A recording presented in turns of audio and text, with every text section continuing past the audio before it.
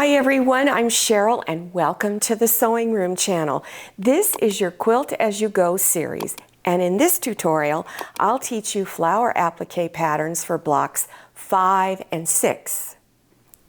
If you are interested in doing this series, there will be a link below your YouTube screen for blocks 1 and 2.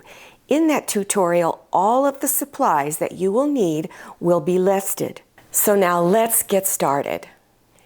Sometimes if you're still a little confused about what your block is going to look like, sometimes it helps to sketch it out so you get an idea of how you want to place it. And here's two different sketches that I did. This was the first one. I decided on my colors, and then I drew another one and I made sure it was in my 8.5-inch square area. So now I'm going to show you how to draw this one. These are really easy to draw. So you're drawing 3 squares, but they're all a different size. Again, you can change the measurements, make it larger or smaller, or maybe even have more squares if you like. So this is a 2-inch square, 1 3/4-inch square, and 1.5-inch square. And remember, you're drawing it on the blue grid line side of the paper. Now you're going to need 3 circles for the center of the flower. This is about a 1/2-inch circle. You can freehand draw these. They don't need to be a perfect circle. And then I do 2 more that were a little smaller.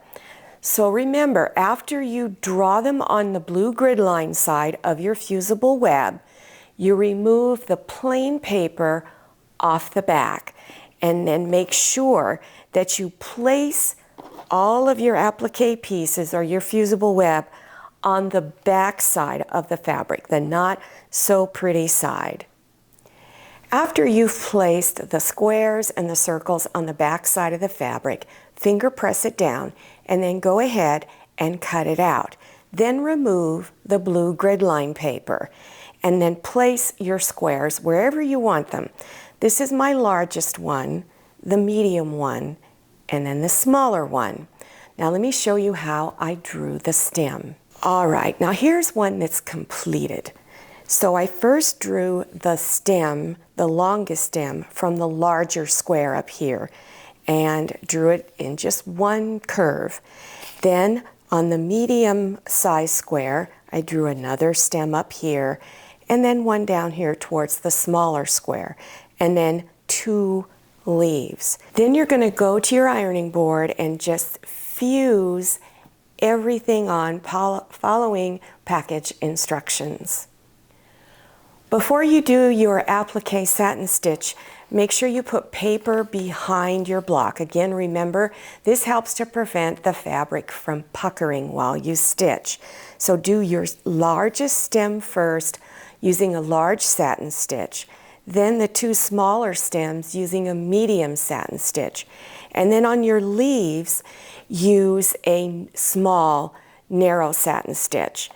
On your squares I used a medium satin stitch, and on the little circles I used a narrow satin stitch. Now, if I haven't mentioned to you before in some of the previous tutorials, after your satin stitches are done, you're going to remove the paper off the back, and it just comes off real easy.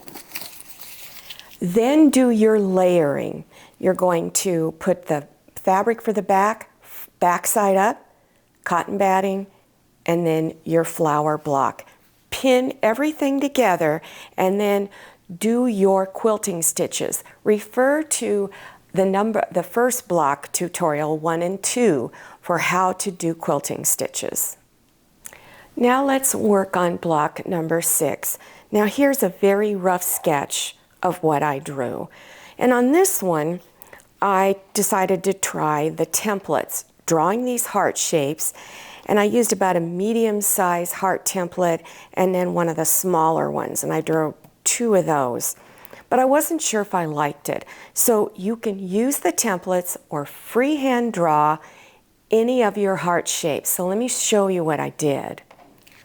So I decided to freehand draw 3 heart shapes, and you can see they're misshapen. I did it that way on purpose because I thought it would be more interesting. So I tried to draw a large one a medium one, and a smaller one. Now here is the fabric that I'm going to use for the hearts. It doesn't really have a front and back. They both look exactly the same. So go ahead and cut your hearts out, leaving about 1/4 of an inch area outside of those drawn lines. Remove the paper off of the back. Place it on your fabric. If your fabric does have a difference in front and back, make sure you put it on the not so pretty side. Finger press it down and then cut them out. Then place them. Remove the grid line side of the paper. Place it on your background fabric and just put them any which way. My largest one is up here, but these other two are kind of similar in size. But always kind of set it at different levels. It makes it more interesting. On here, I just did one simple curved line for the main stem and 2 flowers with a little vein going through it. Once you've got it laid out the way you like it, go ahead and fuse your hearts on. Now this is one that I've already done, and I decided on this one to do a squiggly line. Remember, one curved line is fine, and I only did 1 leaf. Remember, this is your block. You can do anything you want. So again, the stitching order is the same on this block as it has been on previous blocks.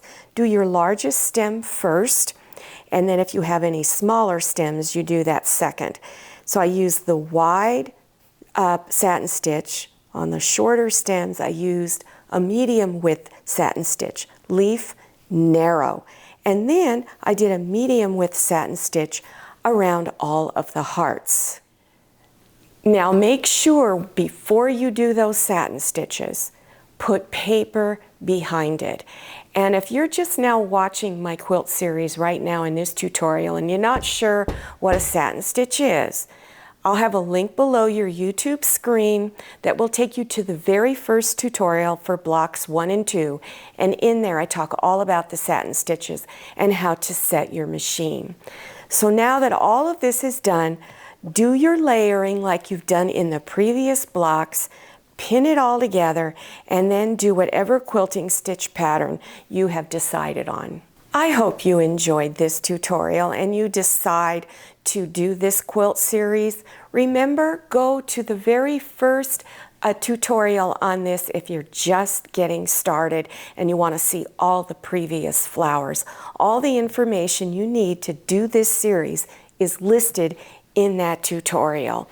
Also below your YouTube screen, you're going to see links to other beginner sewing projects if you're interested in doing that. Now, don't forget to follow me on Instagram and check out my Facebook page. Thank you so much for watching. I'll see you next time, and happy sewing. If you like the Sewing Room channel, one of the best ways to show your support is to subscribe by clicking on that red subscribe button and give this video a thumbs up. And don't forget to click on share to share this video with your friends. And make sure you click on the bell so you receive notifications for all my new videos. I'm Cheryl, this is Manny, and this is Scotty. See you next time.